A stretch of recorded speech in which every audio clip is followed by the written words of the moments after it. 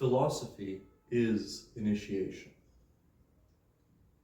Dialectical thought should either start from the divine riddles, developing the mysterious truth in them, or come to rest in them and derive its final confirmation from their symbolical indications. Or it should combine the two, as Socrates does here. The whole discussion consisting of two problems, the ban on suicide and, in spite of this, the necessity of detaching oneself from the body, he makes the divine mysteries the starting point for the first and the final point for the second. In this he imitates the mystic and cosmic cycle of souls. Having fled the undivided Dionysian life and fixed their actual existence on the level of the titanic and confined way of life, they are in shackles and in custody. But when they submit to their punishment and take care of themselves, then, cleansed from the taints of titanic existence and gathering together, they become Bacchus, that is to say, they become whole again, as the Dionysus who remains above. In the Mysteries, the first stage used to be general purifying ceremonies, followed by more secret ones, after which conjunction took place, then initiation, and finally vision. Analogous to these stages are the several degrees of virtues. The ethical and social virtues corresponding to the public purifying rites. The purificatory virtues, in which all the extraneous is discarded, to the more secret purifications. Speculative activity on the reflective level to conjunction. Integration of its results to form an indivisible whole to initiation. Simple intuition of simple forms to vision. The object of the initiatory rites is to take souls back to a final destination, which was also the starting point from which they first set out on their downward journey, and where Dionysus gave them being, seated on his father's throne, that is to say, firmly established in the integral Zeusian life. It follows necessarily that the initiate will live with the gods, in accordance with the design of the initiating gods.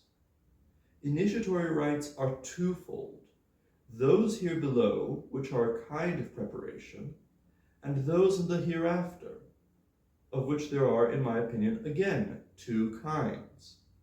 Those that purify the pneumatic body, as rites here below do the shell-like body, and those that purify the astral body.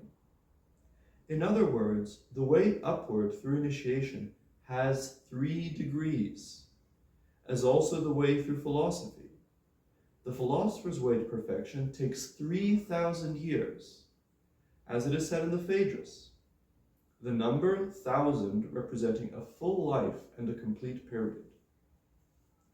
Therefore, the uninitiated, because farthest, remote from their destination, lives in slime, both here and even more hereafter, where his place is in the dregs of creation, Tartarus itself. Of course, the text mentions only the extremes, but there is also a wide range of intermediate steps. The ways by which philosophy leads us upwards can be thought of in analogous terms, through the communion achieved through them, though the communion achieved through them is not perfect nor equal to mystic union. If it is true that a man who pursues philosophy without eagerness will not have the benefit of its results, it is no less true that neither will a man who follows the way of initiation without total commitment reap its fruits.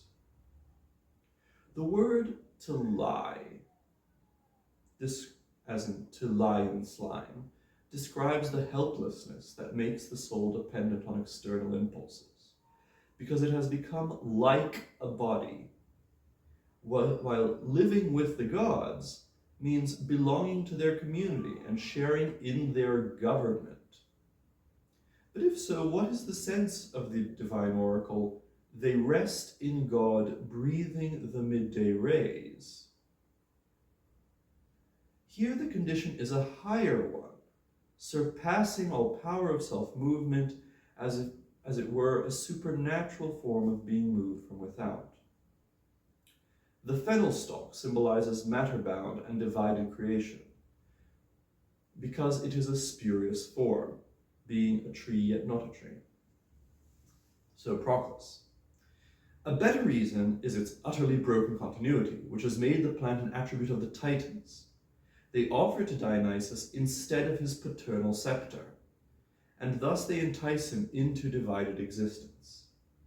Further, the Titans are represented as bearing the fennel stalk, and Prometheus steals the fire in one, which means either that he forces down the celestial light into the world of process, or that he leads forth the soul to incarnation, or that he calls forth into the generated world the whole of divine illumination, which is itself ungenerated. This is, in fact, why Socrates too calls the masses bearers of the fennel stalk, with the Orphic term, because they lead the Titanic life. The first Bacchus is Dionysus, whose ecstasy manifests itself in dancing, basis, and shouting, yache. That is, in every form of movement, of which he is the cause according to the laws, Book 2. But one who has dedicated himself to Dionysus, having become his image, shares his name also. And when a man leads a Dionysian life, his troubles are already ended, and he is free from his bonds and released from custody, or rather from the confined form of life. Such a man is the philosopher in the stage of purification. To some, philosophy is primary, as to Porphyry and Plotinus and a great many other philosophers. To others, hieratic practice, as to Iamblichus, Syrianus, Proclus, and the hieratic school generally.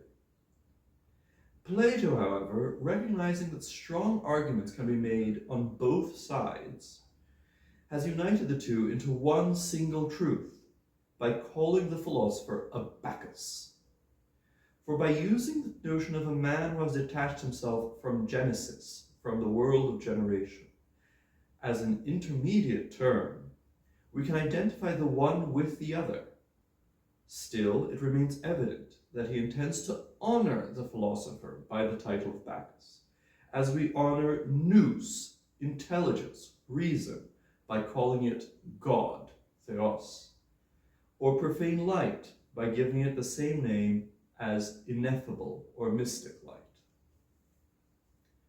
So that is Damascus's commentary on Plato's Phaedo, his commentary on the section 69C3 to D2, na tradução de Westerink.